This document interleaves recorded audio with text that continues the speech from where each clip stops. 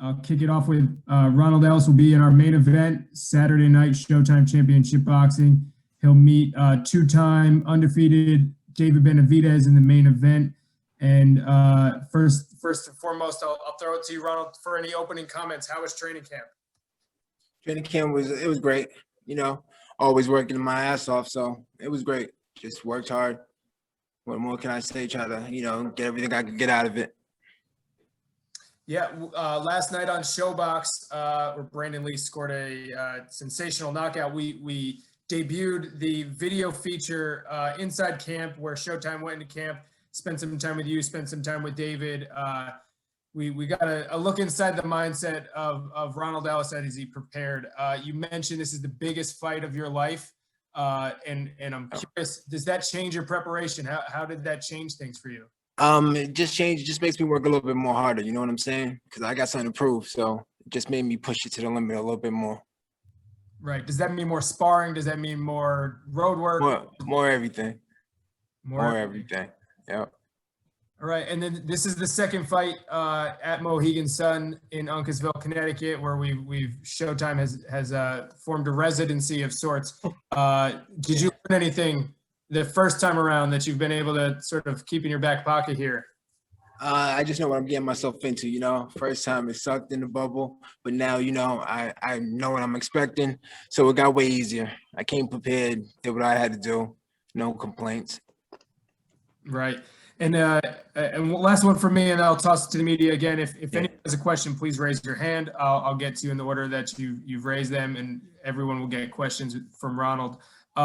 So a lot is made of David's power. It's sort of the narrative that builds around his fights. But if you go down your box rec, you have 8 first-round knockouts in your career, nearly identical to David, just one shy of his mark. Do you feel that power is going to be a difference on Saturday night? Do you feel you come in with the same amount of firepower as David does? It's a difficult question. I really don't know. Nobody knows until we get in there. I got power. A lot of people overlook it because, a couple of injuries and all that, but I'm back 100%. So it's just time to, I'll show my power Saturday night. Great. So we'll now go to media. If anyone has a question, again, raise your hand. First, we'll go to Jake Donovan of Boxing Scene. Thanks, Greg. Ronald, thank you for doing this. I wanted to ask, I know the last fight, even though you got the win, it's probably not the way you wanted to. Nobody wants to win a fight on injury. But that said, going into that fight, were you expecting an opportunity like this to come next?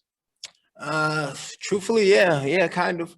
I expected somebody, Korobov had a good name on him. So I figured get him out the way. And no matter how it got done, he got out the way. I was looking forward for something big. And, this was probably the biggest that came at first, and I grabbed it. Didn't didn't hesitate at all. Gotcha. And then obviously, fighting a 2-time world champion, you're not going to look ahead past Saturday night. But that said, like going into this fight, is the intention for you with a win to stay on the title stage in 2021? Of course. What else would I be doing it for? Yes, sir.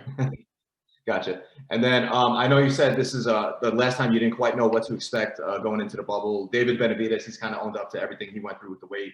You had your issues with the weight. What were you able to do differently to ensure that it wouldn't be an issue this time around? Just come here on weight and do what I had to do before I get here, because usually you get to the hotel, you can shake a couple pounds off, right. But unfortunately you can't go nowhere. So I knew what happened. I knew what I was getting myself into. Gotcha. And then with my last question, knowing that you kind of have to be on that weight by the time you come in, how does that change, especially like the end of your training camp? Not too much. I'm fighting at 68 this fight. Last fight was 60, so that's why I really didn't make weight. So 68 wasn't too bad. So I just, just grind. Gotcha. Okay. Thanks so much, Ronald. Best of luck this weekend. Yes, sir. Appreciate it. All right. Got it. Thank you. We'll jump next to Keenan Atchison. Hey, Ronald, how you doing today, man? I'm all right. Yourself? I'm good, brother. Right. How exactly do you think you'll be able to offset Benavidez pressure? Because he's a pressure fighter and a power puncher. How do you plan to offset that? Oh man, I don't feel like giving out all the game plans, but hey, I hope he pressures me. You know what I'm saying? I got 2 hands too, and I'm gonna stay there, and I'm gonna fight. I'm just gonna mix it all up. Just do everything that I've been doing my whole career. just all in one night. Just put everything together. And were you able to find somebody to spar in camp that kind of like emulates that same style? Not really, but it's boxing. You know, we fighting. It's a fight. All right. And are you prepared to, you know, this is an eliminator, so you prepared and ready to go ahead and go for the belt after this? Yes, sir. You know, that's what we're here for. And I need this. I need this. All right, man. Best of luck to you Saturday, bro. Yeah, appreciate it. Take care. You too. Okay, great. Next question from Jeremy Hergis of Fansided. Hi, Ron.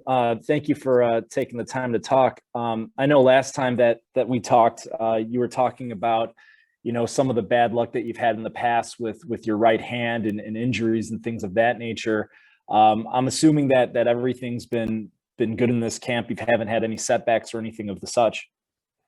Yeah, these last couple of fights, you know, I've been having both hands, so I'm a two-hand fighter again, and you know, I'm just putting them together. No complaints about the hand. Shit been holding up great. It's time to show out. I know going into the Korbuff fight, you know, kind of a slick boxer. He was kind of showing that a little bit. Now this guy's a guy that likes to come straight at his opponents. Do you see this one kind of turning into a slugfest? And is that what you're anticipating?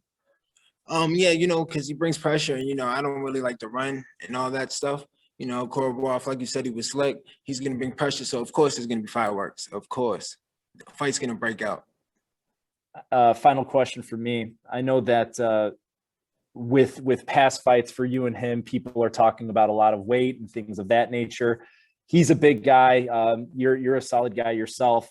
What do you like to be in the ring at come fight night? What do you typically rehydrate at, and how big do you see yourself being on fight night? Fight night, that was the whole point of me going down to 75. I mean, going down to 60 because I only rehydrate to 73, 75. So, you know, we're just going to make it happen. I ain't going to bulk up too much. I'm going to stick to the script. I hear you. Best of luck to you, Ronald. My man. Thank you. Now we'll go to Andreas Gomez. Andre. Good afternoon, champ. How you doing? Hey, what's up? What's up? I'm all right. So champ, as we know, this is your first time headlining an event. It's a big card, showtime. Just how do you feel going into this main event? I feel great, man. I feel excited, you know. I get to see my face on the posters and shit. It feels great, man. Right. Now, as we know, you've never been stopped before, and we know Benavidez brings a lot of pressure. Just what's your mindset like going into there with such a knockout artist, knowing that you could go the full distance with guys like that? I'm just gonna work. You know, I'm gonna be smart in there. You know, I ain't gonna just, you know, go in there winging punches. You know, I'm really smart. My boxing IQ's there. We're just gonna work. We're gonna try to do anything necessary to win. All right, champ. Thank you for your time. Wish you the best. My guy. All right, next question comes from Jim Conlon. Hi, Ronald.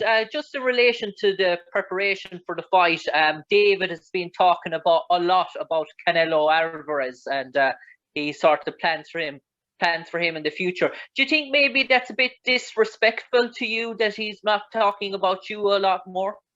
Oh yeah, of course.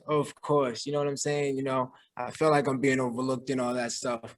But it is what it is, you know. I can't control what he thinks or what's going on in his head, but I'm here to cut all that short. And I suppose in terms of that, for you, Ronald, a victory really propels you to the national stage and the international stage, and it really brings the possibility of fights with the likes of Caleb Plant, Billy Saunders, all these sort of names. So it really opens up great opportunities for you going forward and catapults you right there to really the top of the division. Yeah, and that's what we're here for, you know, because once after this, you know, they call him the boogeyman. I take care of him. I'll be the boogeyman, and I get to, like you said, get all the big fights, and it's go time. And I suppose, lastly, for me, Ronald, in terms of this big sort of fight in your career, how much would you love to have maybe 20, 30,000 fans having your entrance music and getting that buzz off the crowd? And for such an important fight in your career, to not have them there is such a shame for you? We all do it for the crowd and all that, but it's televised. It's worldwide. We got a job to do. We could fight if it was outside, if it was nobody watching. So no difference. Best of luck, Ronald. My guy, take it easy. Thank you. Next question will come from Jay Sewell. Hey, how you doing, Ronald? I'm all right. Can't complain. Can you hear me? Yeah, I can hear you fine. You All can hear right. me? All right. Okay. Yes. First of all, I'd like to say congratulations and good luck on your fight. So how motivated are you to go in there and win this fight? David Benavidez is considered an up-and-coming superstar. So how motivated are you to go in there and get the W and basically offset a lot of plans for David Benavidez? Because a win over David Benavidez leads to a lot of big things, bigger fights, bigger money. Oh yeah, see, you said it yourself. I think you just answered it. I'm extremely motivated. That gives you an extra push. I'm not just going in there just to make him look good. I'm going in there to look good and do my job. I have to get the victory. All right, thank you very much, man. Appreciate it. Yes, sir. All right. Thank you. Next, we'll go to Gail Kilmartin. Hi, Ronald. Hey, what's up, Gail? What does Benavidez bring to the ring that is going to test you? He's bringing himself. He was a world champion. Unfortunately, he still is in my eyes. So you got to be a champion. You got to beat a champion. So he's bringing himself, and that's all I need. Okay. Can I ask, if you get the win, how do you plan to celebrate? How do I plan to celebrate? I don't know. I didn't even get that far yet. I'm not looking past the night. We're just gonna work our asses off, and celebration will come later when I get the bigger fights in this. Okay. And can I ask you, can you describe yourself in 3 words? In 3 words, marvelous, marvelous, marvelous. Okay. Thanks so much for your time, and I wish you the best of luck. Yeah, thank you. All right, and we'll go to our last question here from Gustavo Neri. Being mindful of your time, Ronald, we appreciate it. Yeah, no problem. Yep. Hi, good afternoon. I hope everybody's good. My question to you, champ, is that many critics and media and whatnot classify David Benavidez as number 1 or number 2 in the weight class. Defeating him, do you claim yourself top 1 or 2 at that weight class, champ? Yeah, of course. Of course, you beat him. I take his spot, if not above. Because everybody, he say, she say, everybody's running. I get past him. I'm the big dog. I'll end it with this one. Does it, like, I know in an aspect of a fighter, it must annoy you when your fighter is focused on other opponents rather than yourself. You talked about, Canelo, the Caleb Plants, the Charles and whatnot. But from a personal level, do you feel like that fuels you even more to get this victory comes Saturday night? Oh yeah, of course. He ain't saying my name once. He's talking about all these other fighters. I just want to cut that shit short. Thank you, champ. And wish you the best. Sir. Yeah. All right, well, thank you, Ronald. We appreciate it. Again, Ronald Ellis, My God. Showtime Championship Boxing, 9 o'clock Saturday night on Showtime, facing 2-time undefeated David Benavidez in what should be a great fight of the weekend. We appreciate your time, Ronald, and rest up. We'll see you tomorrow. Yes, sir. Thank y'all. Take it easy. Thank you, everyone, for hanging in there. We are back. The main event of Saturday night's Showtime Championship Boxing. 2-time undefeated super middleweight champion David Benavidez will take on Ronald Ellis. Main event. I know he's excited. He's on weight, as if everyone saw on Instagram. Weighed in at 168 minutes before the fight. How are you feeling, David? Feeling great. I've had a tremendous training camp. We're in Big Bear for 3 months, and I feel like this is the best training camp I've ever been in, I've ever had. And, this is uncharted territory for me too. I've never been in a fight where I come in, on weight 4 days before. So I'm expecting to feel, probably the best I've ever felt in my career. I didn't overlook Ronald Ellis. You know, I know he's not really a big name like I wanted to get, but, you know, I give him the respect of being a professional boxer that I have to get ready for anybody in the sport. So I prepared for him like if he was a world champion. So I'm expecting to look, you know, exceptionally well on Saturday. Yeah, and in doing many rounds of interviews together, David, you spoke highly of your first experience up in not first experience, but first full training camp up in Big Bear on the mountain. You know, what's different about it? What was different about the preparation? Was it more road work, more sparring, or, you know, what was so transformational for it about it? You know, this wasn't my first training camp in Big Bear. Every time I go to Big Bear, it's always one of the best training camps I've had, just because, you know, what goes into there, you know, it's so secluded up there. There's only basically the grocery store, the gym, and where we run at. And I think there was just more at stake at this point, you know, because the last time I didn't make weight. So I had something to prove to myself and to my fans. And also what was a big key to this training camp too, is I just had my son too. So having him around and, you know, just being a father now, it just made me 10 times more motivated than I already was. So, I mean, it's just, I'm not only fighting for myself, no more, I'm fighting for my family, for my team, for my people, everybody who follows me and everybody who supports me.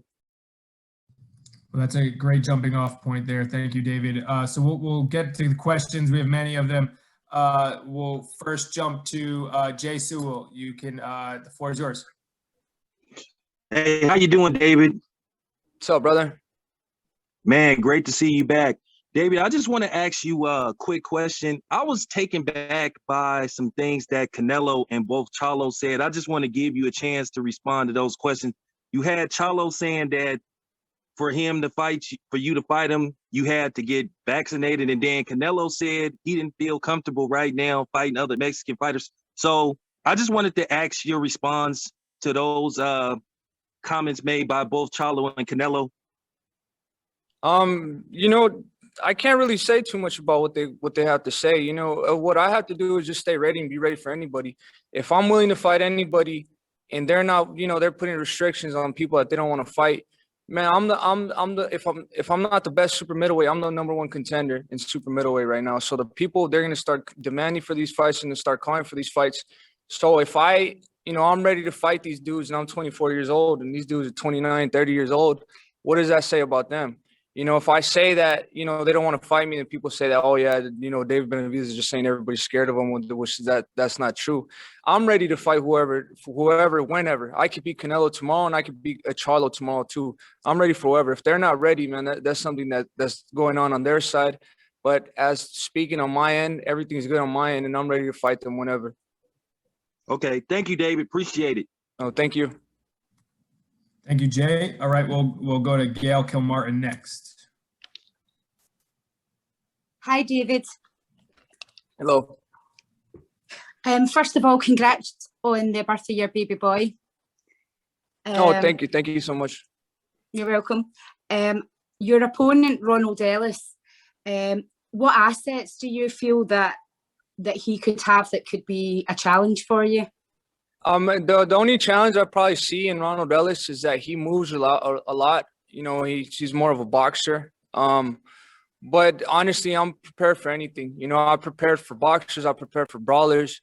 You know, I've been sparring 15-round sparring sessions with 3 different types of styles in sparring. So any style that presents itself, I'm gonna be comfortable with. I don't really see too much in him. I don't see that he's fast. I don't see that he's strong. And he's coming up. I think he's coming up from 160. So, I mean, he's never been in there with somebody, you know, at the level of fighter I am, you know, 23-0 with 20 knockouts, 2-time world champion. So I feel like I'm going to be too much for him. But, you know, hopefully I'm not. Hopefully he gives a great fight, you know, because I want a great fight. I don't want an easy fight. You know, I'm tired of having easy fights. I want great fights. And I want, you know, to give the fans what they want to see. And that's what they want to see, a great fight. And hopefully that's what it is. Okay. And I know you'll be focused on your fight with Ellis just now, but just following up on what one of the other guys asked, is there a possibility of a showdown with you and Charlo if he can come up to 168 possibly this year? Yeah. So that's the fight that I want to get made happen in September. Charlo has a lot to say about me. You know, I have a lot to say about him. But at the end of the day, we're both men. We're both probably one of the best, you know, fighters in PBC and Showtime. So why not make it happen? I think it makes sense for both on my end and on Charlo's end. He doesn't really have anybody else to fight at 160. So I feel like that's a fight that should be fairly easy to make. So hopefully we could get it made in September. Okay, that's great. Thank you for your time, and I wish you the best of luck at the weekend. Thank you. Thank you. Bye. Thank you, Gail. And we'll jump to Jeremy Hergis of Fansided. Hi, David. It's nice talking to you again. Kind of talking about that, I know talking about Ronald in this fight and some of the possibilities going forward, is there a sense of frustration that you're not getting some of those bigger names that you're mentioning? Yeah, a little bit. I mean, but I feel like everything is working out on my end because I got time on my side. You know, I just turned 24 years old. So, I mean, I think the time is running out for these other fighters. I'm the youngest, you know, ex-champion in this game in super middleweight division. So, I mean, the time is on my side. I have at least 12 years left in this game in the professional. So, I mean, if they take a fight with me now, later, it doesn't really matter. I'm going to just be ready for whenever the opportunity comes. I feel like, you know, they could avoid me for so long, but they can't avoid me forever because, like I said, these fights are in demand. I feel like a lot of people want to see me fight because the fighting style I bring. You know, I'm a pressure fighter. I give great fights. I love giving knockouts. I love giving stoppages. So, I mean, my fight with anybody will ring bells. You know, and that's a fight that's in demand. So, I mean, I feel like if they don't fight me, then that's just going to say a lot about them. But, you know, I feel like I'm in a great position either way. Getting on the scale, showing that you're already 168 days before the fight, was that a matter of, okay, I've done the bubble experience, I know what's not there, I'm going to lose a few extra pounds just in case? Yeah, exactly. And it worked out good, man. I'm glad I made this decision. But also, too, what I had going for me was I was very disciplined on the diet. It's not that I was starving myself the whole time. I was just eating very good, you know, fish, egg whites, salad, you know, a lot of water. So, I mean, everything, I didn't drain myself at all. Everything, I probably overate in a lot of cases. But I just wanted to get here and lower weight. And that's exactly what we did. And now it's paying off. I've never been this relaxed for a fight. I haven't even trained this whole time since I've been here. So, and I'm still underweight. So, I mean, it feels really good to relax and just worry about the fight and not the weight. It seems like obviously your nutrition is you've stepped it up to a different game for this fight, and you found something that's working for you. Do you think that might extend your longevity within this division? Yes, definitely. And I think the key and the sweet spot that I found for myself is in Big Bear, California. So I'm going to definitely be going there every training camp I have. I think where the place it just takes me mentally and physically is just amazing. You know what I mean? So, I mean, I feel like I deserve to give my fans 110% of me every time I go in the fight and in training camp too. So that's the decision I made with me, myself, my team, my dad, and that's exactly what we're planning on doing. And yeah, I think it's definitely going to help me be in this weight division for way longer. Thank you, David, and best of luck on Saturday. Thank you. Thank you, Jeremy. We'll go to Hans Themistode next. Hey, David, how you doing, man? Doing good, brother, and yourself? Can't complain, brother. Can't complain. So yeah, I remember I seen on an earlier interview that you were saying that this is the title eliminator, and it still is, and Darrell was also on the title eliminator. Did you kind of get any clarity, because it's kind of confusing, because you know the winners were supposed to meet up, but he didn't. Well, it was a draw, so do you kind of know what kind of happens now?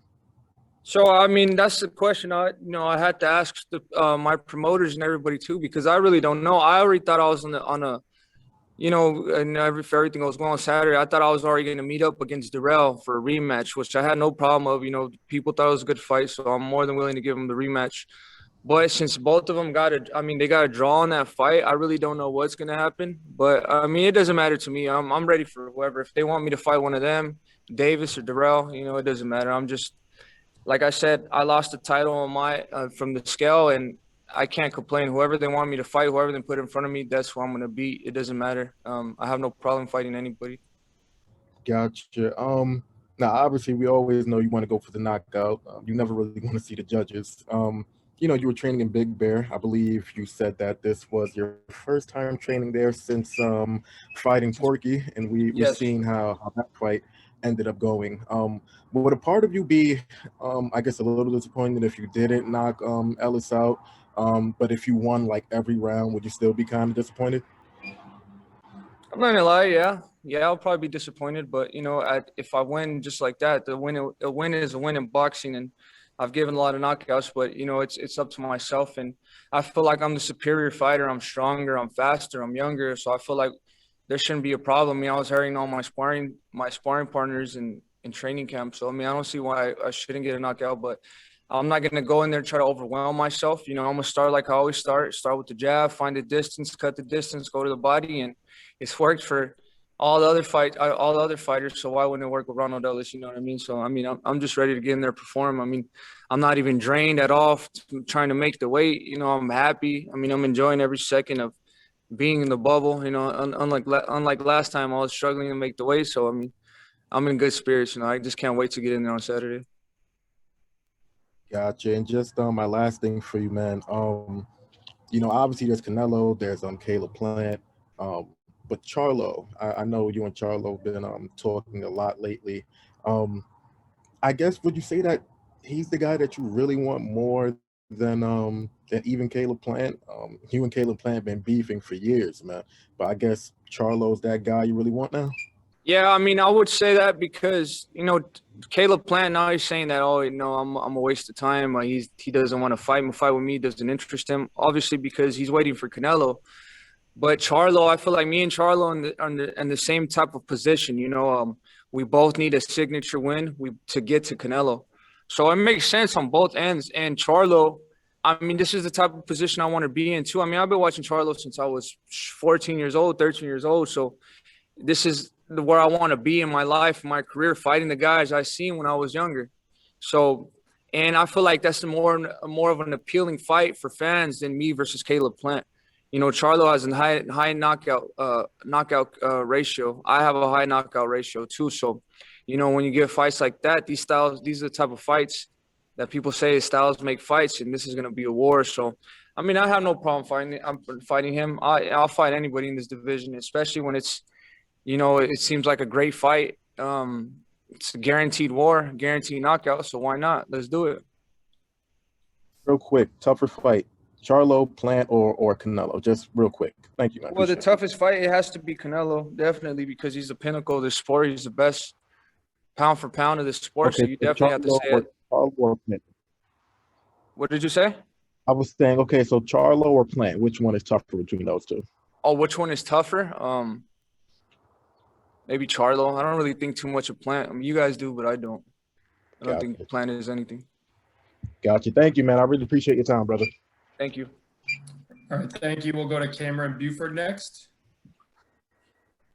Hey, what's good, David? What's up, bro? Hey, not a whole lot, man. I want to ask you first, giving back to the city of Phoenix. Kind of what's your why behind that, and kind of what got the situation started off? Well, it's just because I feel like athletics is really important in Phoenix, Arizona. Sometimes, just for me, knowing that I dropped out of school too, I'm not recommending anybody to do it, but sometimes that's a route some other, teenagers or kids go towards because they feel like athletics is the only way out. And so if I could help them in, sponsoring something for their athletics, I feel like I'm in the position now to give back to my community and my people from Phoenix, Arizona. So that's definitely the route we wanted to go to. And I feel like, just knowing Phoenix, Arizona, knowing how tough the streets are and how you could get involved in things in the streets, so giving them something else to do, an alternative besides school and besides the streets is athletics. So, I mean, I'm looking forward to doing that. I'm looking forward to continuing to doing that in the future. And hopefully we could, when the years comes, we could sponsor with more money and bring more things to athletics of the Boys and Girls Club in Phoenix, Arizona.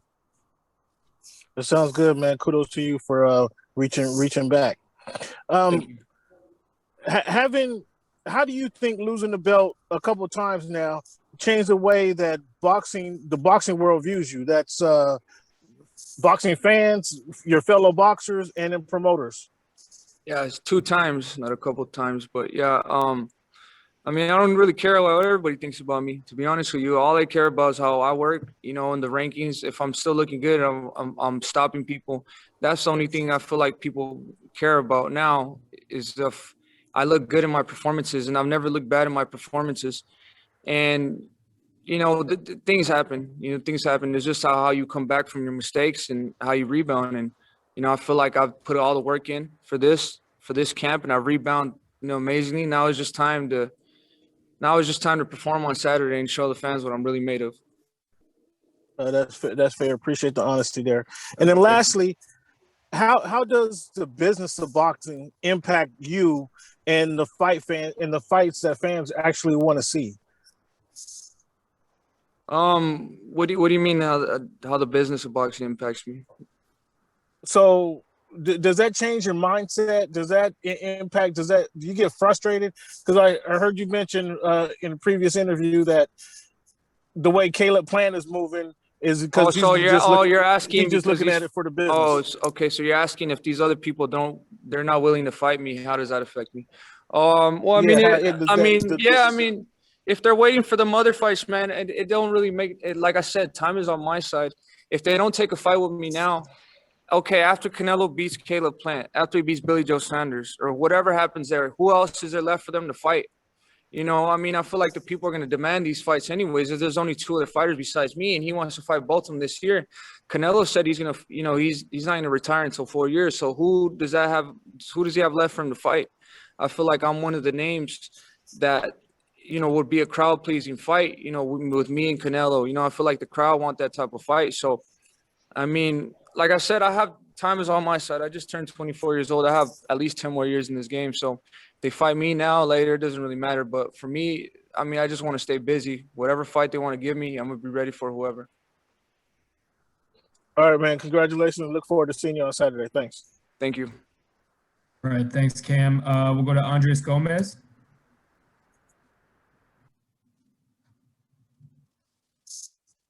Good afternoon, champ. How you doing? Doing good, brother. And yourself? I'm great, man. So, champ, I'm really curious, man. Well, first of all, congratulations on becoming a proud father. Now, how has fatherhood affected your life as a champion, as a fighter, you know, regarding your routine, your focus, and your hunger? It's made me more hungry and more motivated. I look at life different now that I have a son to look after. And, you know, just because, you know, at the end of the day, when he gets older, he's going to be able to look up my every move and everything I did in boxing and in life. So I just have to be a good role model for him. But it's made me 10 times more hungrier, man. I'm just excited and ready for the future. And, you know, when I get up there, you know, when my little man turns 5, 6 years old, I want to be his Superman. And I want him to see that I was the best boxer of my generation. And, you know, I just want to make him proud. Right, because you mentioned this was the longest camp, and you know, I'm sure it's away from your family. So how does that affect you? I mean, this is boxing, man. This is the sacrifice you have to make. You know, Julio Cesar Chavez, Roy Jones Jr., they all left, you know, for camps. I mean, but you know, this is how it has to go sometimes. You know, this is the best I've ever felt, but that's a little sacrifice I had to pay. Like the Muhammad Ali said, you know, sacrifice a little bit and live forever as a champion. I mean, I really live by those words. And I mean, if it benefits me, it benefits my son, it benefits my family, my girlfriend, my father, my mother. We all win at the end of the day. So, I mean, 3 months to live, 3 months I give out of my life so I make sure my family lives comfortable. You know, I'm willing to do that for sure. Right. I respect that, champ. Much respect, and thank you for your time. Wish you the best going forward. Thank you. Thank you, everyone. We appreciate all the questions. I'm sorry we can't get to them all, but just being mindful of David's time in camp or in Mohegan Sun. Weigh-in is 24 hours away. We appreciate all the time, David. Showtime Championship Boxing, 9 p.m. Saturday night. This is the 12-round WBC super middleweight title eliminator against Ronald Ellis. We appreciate all your time, David. Thank you. Good luck, and we'll see you tomorrow. Thank you, guys. Thank you.